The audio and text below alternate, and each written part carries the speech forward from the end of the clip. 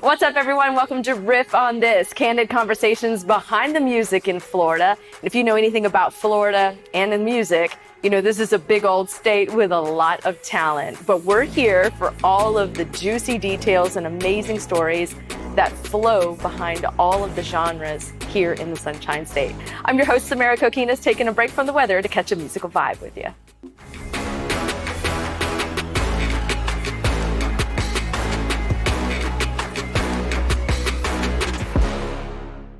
I'm really excited. This is a special episode for me personally because I actually have my dad on the episode today. So we're going to welcome Jim Ownby to Riff On This. Welcome, and thank you so much for taking time out of your day to come and visit your daughter at work. Well, you know better than that. I would come anytime. But I have to tell you that this was an honor for me as well. Oh. And I'm so thankful that you fit me into it. Yeah, well, you know, there was a lot of scheduling, shuffling around, going around, but we finally got you in here for sure. Well, I'm so glad because I have more information than everybody else. And he does. And the reason why he's saying that is because, you know, Daytona Beach, that's where we're from. So Daytona Beach basically has gone through a big change in the scene in music over the years. And you are a witness to that. I mean, even before you got your music store. I mean, let's start from your first band. Well, my first band was in Fort Pierce. Mm-hmm. And, you know, we had a little band and we had going and my mother moved to Daytona Beach and then I came up here and I didn't know anyone. So I started going around and getting in some of the different bands, but I played in a lot of little bands around the Daytona Beach area. I even auditioned one time for the Allman Brothers, but they were way out of my league. And so anyhow, at that time we moved to Orlando to go back to school. And so I was working over here and I worked at a few different bands over here. I played in a lot of little bands, mostly just top 40 or rock and roll style bands. And you played what? I played bass guitar and sang, or I called it singing. Some people didn't. It depends on how you define singing. That's right. Depends on whose ears listening to it. That's very true. That's very true. So your first band was called the Honeys? The Huns. The Huns, yeah. Yeah, we called it the Huns, and I was, I, like so many other people, were inspired by the Beatles. Mm-hmm. You know, the Beatles, when the Beatles came out and they hit the market with Twist and Shout, and I Wanna Hold Your Hand, I think was the very first song. When I heard that, then hair started growing, and I had a Beatles haircut. I even got in trouble going to school because I had my hair too long back then. A funny story about that is my hair wasn't even long.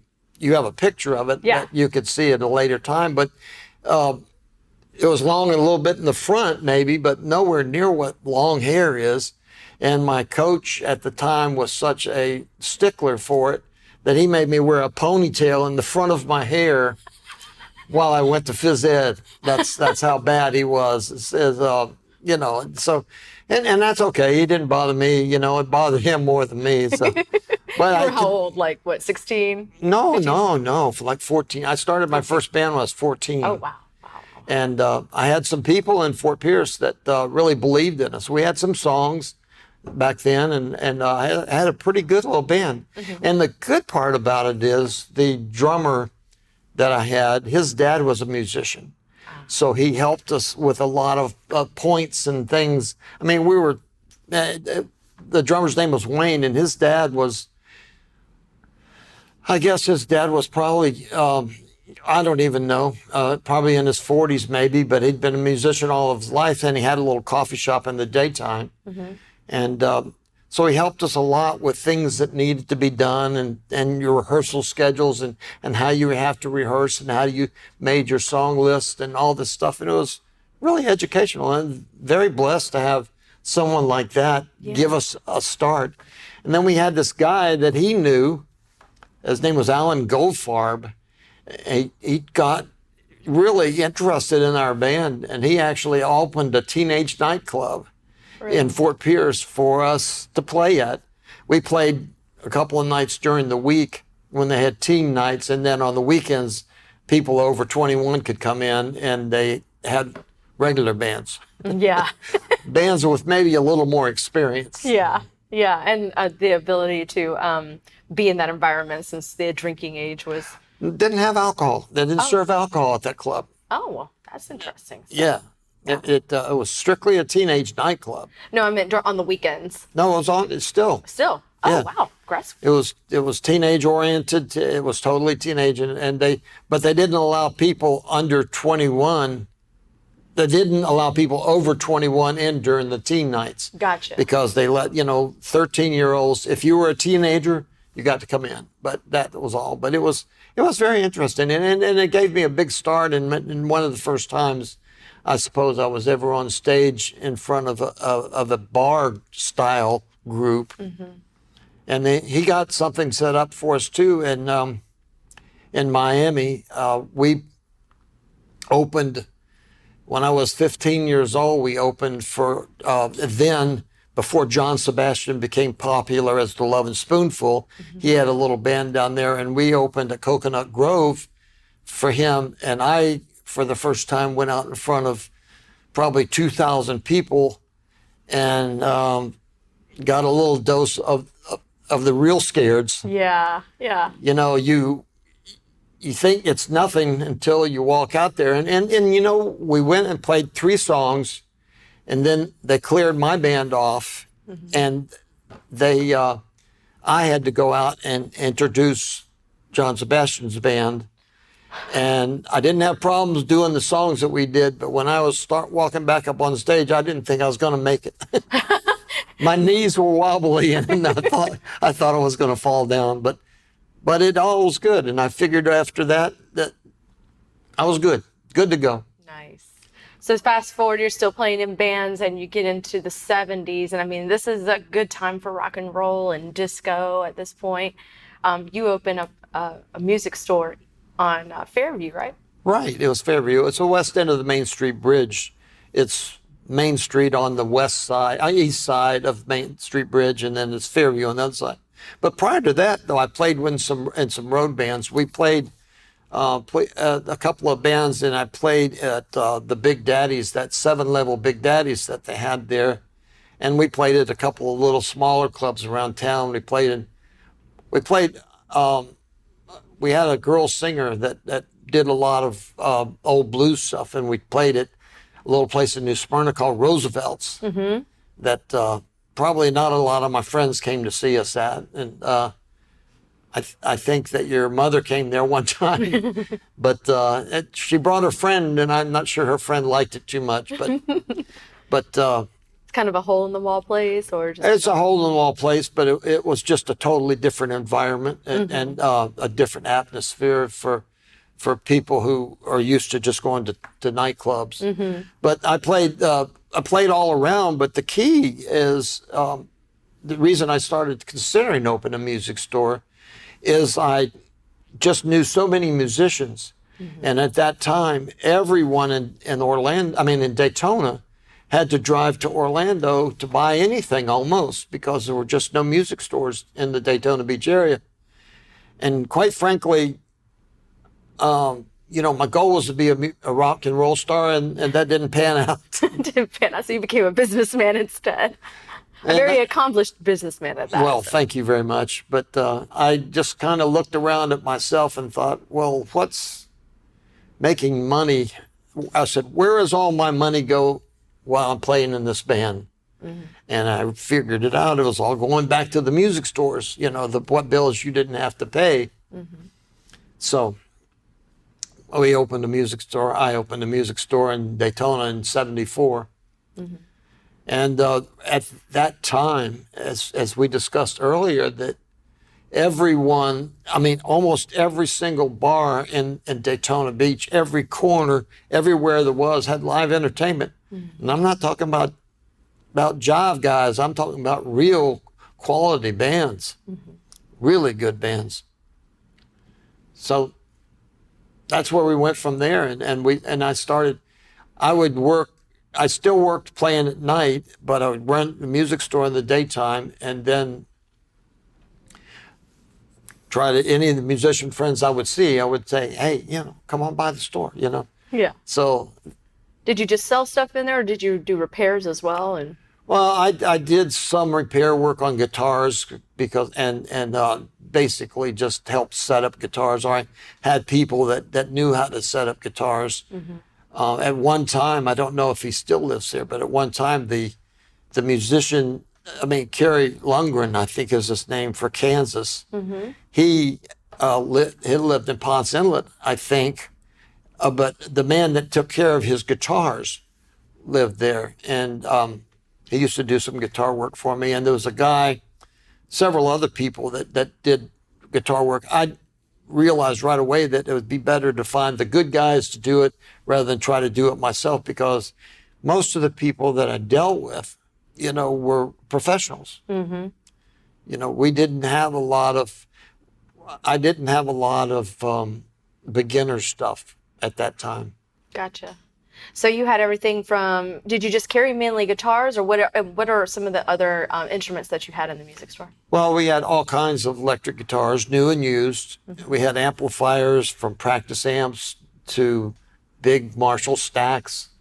We had all kinds of what they call sound reinforcement equipment back then, because they didn't have the quality back then that they have now, that where they can put stuff in a little bit more compact frame. Used to be biggest best.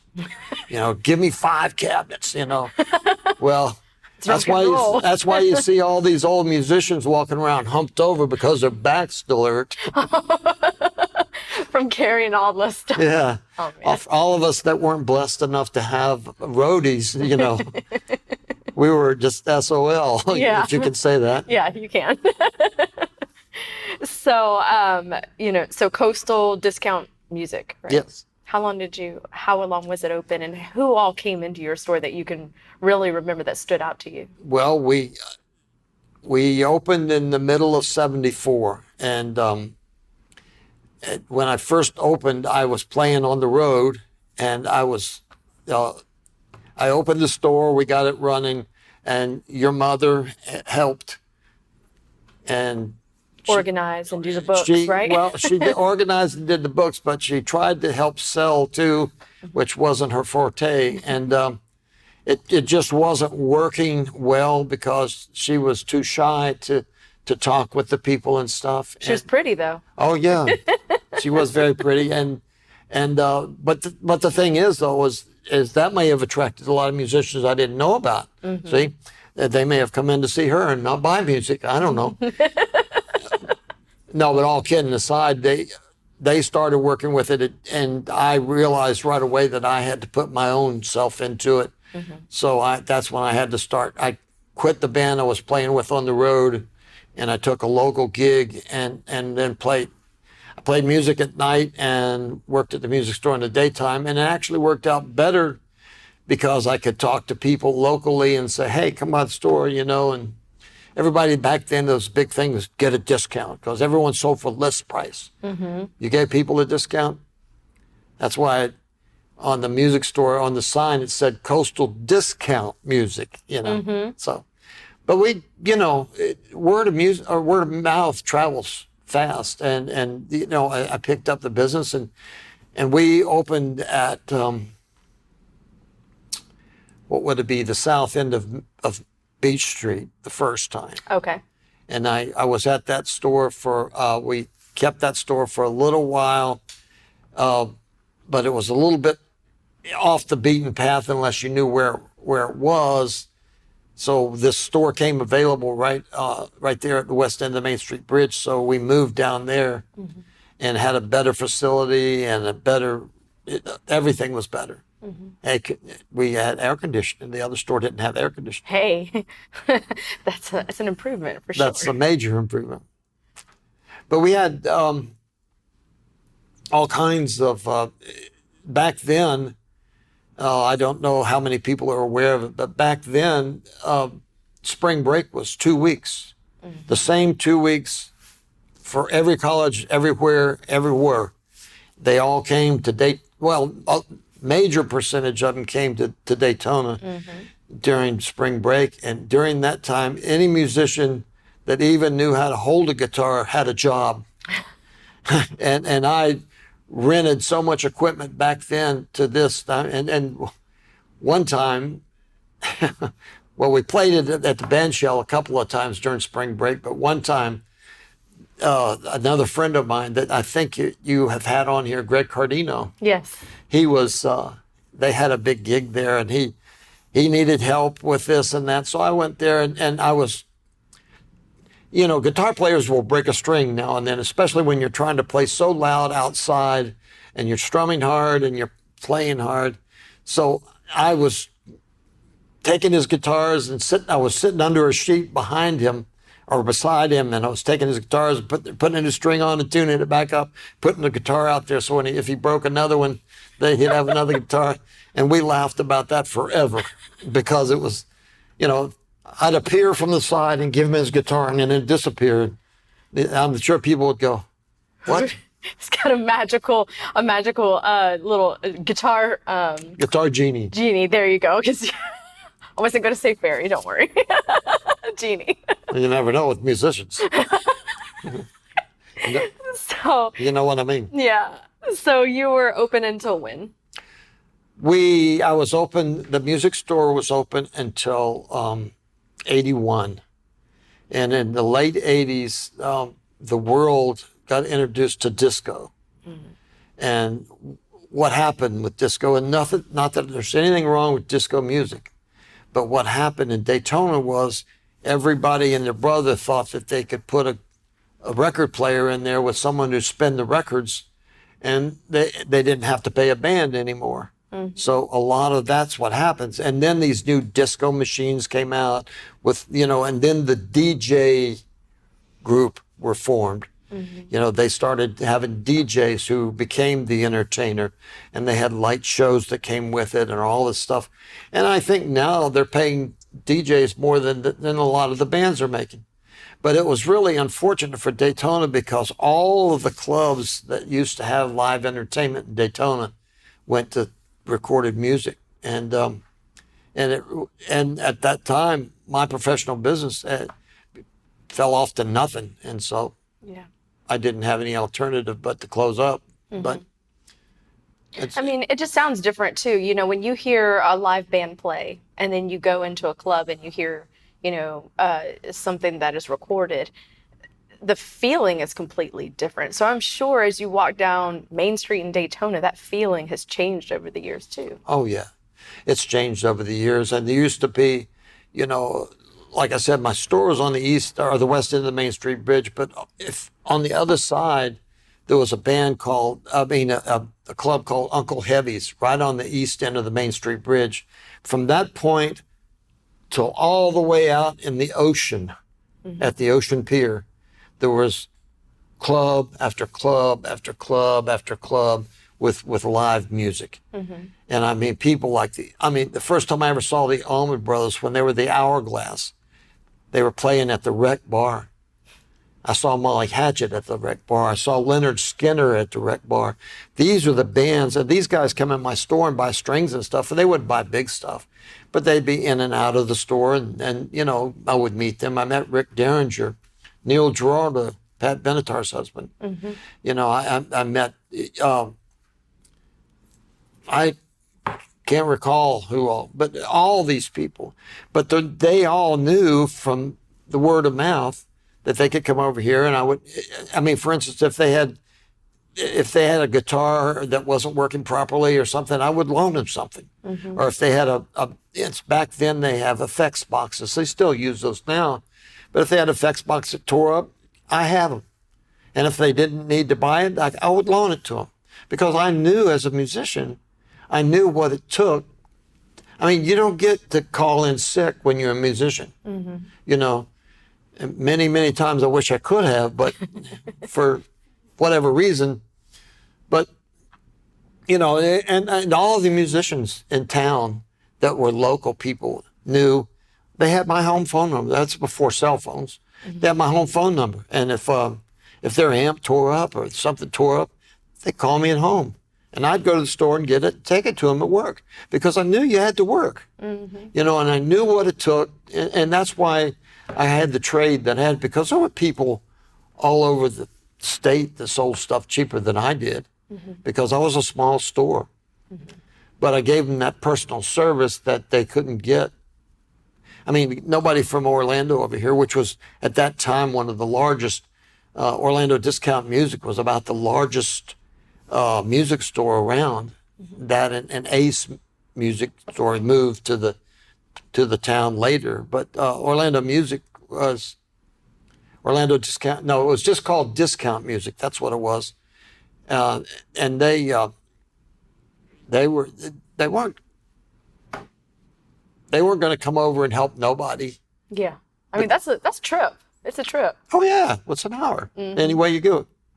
But it was quite the scene. It was the nucleus at that point. Daytona Beach was the nucleus of lots and lots and lots of bands that grew out of here, out of Daytona, and those bands, people that played in those bands and that from all over the country would come through Daytona in the late 70s, and most all of them came through my music store at one point.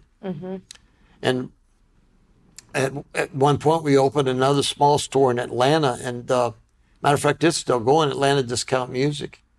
And a guy that I met on the road, George Coates, he opened that store and he's still running it. Wow. Yeah. And still thanks me all the time for helping him run. And then I sold out to him at a later date, and he was good with that. I was good with it. It's time for the change. Yeah, yeah. Well, the change happens, and I've seen them in some of these photos, which, of course, we'll zoom in on in a little bit. But, looking at some of these photos, I mean, you definitely had a bang and some shorter length hair here, and you had the mustache going on and you're strung up there, ready to rock and roll, right? I mean, this big picture over here, though. Tell me what was going. First of all, we'll start with this one. This picture right here. We'll get a closer view of this picture. What was going through your mind wearing that shirt as open as you were? Well, I had a hairy chest, so I had to show it off. And back then, some of these pictures are promotional pictures that we put with the things that you send to clubs to try to get you jobs. And club owners didn't care lots of times whether the band was good or whatever. They didn't care about nothing except for the cash register ringing. And if you kept the cash register ringing, then you get a job next time you ask them for a job, or they would reschedule before you leave, and also for more money usually. Yeah. So, I mean, it's all about the promotion of yourself. So a lot of these pictures are promotional pictures. This is one of the later bands I was in called Max Brown. We just did a little bit of local stuff. We never did get off too much with that band right there. It was right before I moved back to Orlando. And that was... Who's that? Jimmy Furcron. I thought that was Jimmy Furcron, because his face is just, it's recognizable. And this gentleman? His name's Jeff Severa. Jeff Severa, okay. No, I could definitely... He still is. He has a place in New Smyrna called Jeff's Antiques. Really? Yeah. Well, I definitely recognize Furcron there, so... Oh, and this is, folks, if you're just listening, this photo that I'm holding up in front of us is a picture of my dad singing. This is how you sang, with your mouth wide open, huh? You look like you were screaming into the microphone. Well, look at that one. See, that one's not like that. Well, no, this other one, you look like you were about to sing something, but this one, you were full on belting those lyrics out. There we go. So tell me a bit about this picture in the frame here. The picture in the frame is the very first picture of my first band, and believe it or not, we played back up to the jukebox at a skating rink. That was my first job ever. And once we got a few songs down, we played for some private parties, and it was really funny back in Fort Pierce. That's in Fort Pierce. Actually, that skating rink is in Vero. Okay. But in Fort Pierce, where we lived, they had back then, and I don't want to cause problems, but they had surfers and greasers. That's what they had. And we, being no category for us, we fit in with both of them. So we got invited to play at these little parties, you know, and I think we made $25. Nice. You're rich. You're rich. But none of us even drove, you know. The other guitar player had a little scooter, but my sister used it. My family car was a station wagon, and my oldest sister would pack our stuff up in the station wagon and take us to the job. But awesome. We played. It's really funny though, because we played at this the beach area, and the surfers and the greasers would not speak to each other, but they would both come and listen to us play. That's awesome. And they, you know, I'm just thinking, you know, because you're looking around thinking, is there going to be a fight? You know, Yeah. I'm trying to protect my equipment if, you know, if something happens. But you know, that's the great thing about music, is that it does common bond. Yeah. And you know, a lot of people can be brought together from a specific sound. Absolutely. I mean, you saw it firsthand playing in the band, you know, and I've seen it over the years just in being so involved in all the things that I've been involved in over the years. But, you know, you see, like, you know, I grew up listening to country and rock and roll. And when I was little, I can tell you that, yeah, I liked it, but I didn't love it how I love it now. You know, like I can listen to blues music and really appreciate the sound that a good musician produces from the Flying V, like we saw in Sanford not too long ago. So yeah, I mean that's pretty much how you feel about it as well, right? Well, I couldn't have summed it up any better than what you just said, because what's in here is what you hear with your music. And you know, people say, oh, you know, you like country, or you like blues, or you like this, you like that. No, I like all of it. Good music is good music. Yeah. B.B. King summed it up well on his station. He goes, I like a little bit of everything. Yeah. He says, but I don't like everything. He says, but I like a little bit of everything if it's played well. And there's the bottom line. Because you can play, you know, there are some rap songs, which I personally don't care for, but they have good music in the background. Yes. They do have some good music. And country music nowadays has become old rock and roll almost. Yes, it has. And Very contemporary. It is awesome, some of the stuff they have. I mean, who better than Garth Brooks or some of those songs he's had, or some of all George those. Strait. Yeah, George Strait. Chris Stapleton is another one that's a real good artist. You know, there's endless amounts of good music out there. But the sad part about people just listening to music on the radio is they don't get the feeling that they get when we used to be able to go into a club. I mean, it's great you can still go to a concert, but you don't get the same thing that being upfront and personal that a club had. Yeah. Club musicians, the poor old guys never get rich, but I want to tell you what, they're the backbone of all the music, because all good musicians grew up in a club somewhere. Yeah. And it was just awesome, you know. And I lived at the time when I first moved to this area. I mean, to the Daytona Beach area. I lived in New Smyrna. New Smyrna had a little place down there called the Grotto, and that time the Allman Brothers were the Allman Joys, I think, or I can't remember which they were first. The Allman Joys or the Hourglass, one or the other. But anyhow, the first time I ever saw them was down there at that grotto, and the place was just packed. I mean, it probably was supposed to have about 60 people maximum, and it probably had 200. Wow. That's how packed. But they were up there,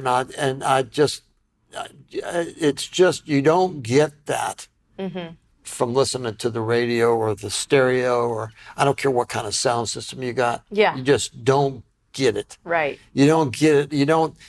The musician picks up from the people in the audience, and he plays because he feels that energy, and it's something else. And it was really, to me, sad when Daytona did what it did, and nowadays even Daytona has very little live music. Yeah. There's a few clubs, but not much. There are still some good bands out there. Yeah. And sometimes you'll get a surprise. Like one night I was in this little hole in the wall bar in Ormond Beach, and who walks in? Eddie Money. That's right. There was seven people in that bar that night. It was literally a hole in the wall. It's not even there anymore. And he walks in, and the one guy was up there he was just playing acoustic. He walks up and he was just like, "May I?" And the guy was like, "Yeah," What's he gonna say? No, Eddie Money, you can't play my guitar. Nobody would ever say that in their right mind anyway. And he sat down and he played a set. And let me tell you that moment when he did that, not only could you feel the music that he was playing, but you really saw who he was. That's right. And he's such a humble man. And just so most good musicians are. Yes. And many of the ones that I've met along the way, they've just been amazing. And, but he really, and I'm thinking to myself, wow, this was like a private concert that nobody knew about. How cool is that, Oh, it's awesome, Samara. And I can tell you that one of my peak experiences as a musician was my last drummer, this guy here, Jeff Severa, grew up with Pat Benatar's husband. Wow. And because of that, I got to meet Neil Giraldo. He came down and was hanging out with them. So Neil wanted to go to the jam session. Well, Neil is one of the best guitar players I've ever met in my life. I mean, I have some other friends that are really good guitar players and probably maybe as good or whatever. But Neil had brought his drummer with him, and he says, "Jim," he says, "come on." He says, "Go to the jam session with me. Go to the jam session with me and play bass." I'm going, "Okay, You guys? You got it. I'll even drive you." So we went up to Big Daddy's. Did you drive the van? No, Oh, no, not the van. Not the van. We had a van, folks. But That's another story That's another altogether. episode. That's another episode.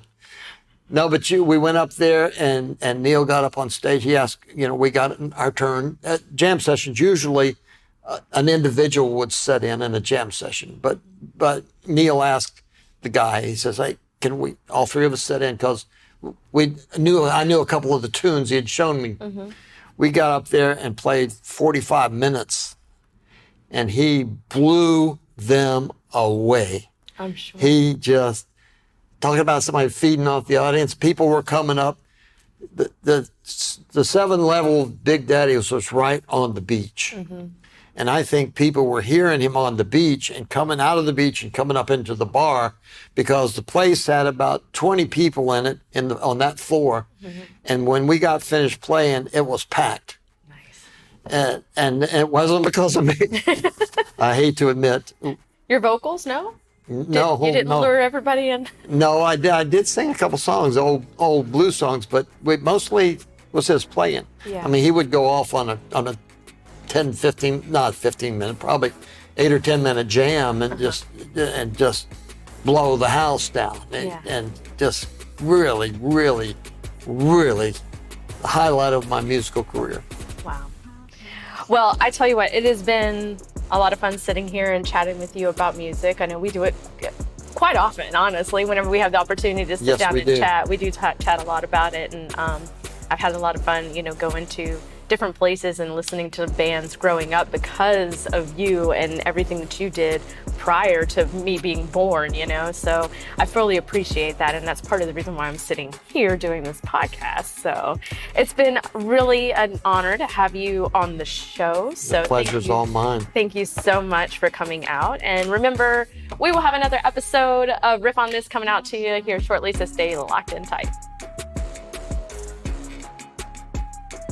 Thanks for listening to Riff On This. A huge thank you to our special guest, my dad, James Ownby. And don't forget, you can link me on my social media. Just search Samara Kokinas News 6 on Facebook and Twitter. On Instagram, search Samara Kokinas. Before we go, a huge thank you to our behind-the-scenes production team, Derek Mosier, Ryan Haley, Rich Burns, Bob Myers, and Ivan Diaz. Please take some time to rate us and review us on Apple Podcasts and Spotify. And don't forget, sharing is caring, so tell a friend about us too. You can find videos of all the podcast episodes on clickorlando.com/podcast. Until next time, friends.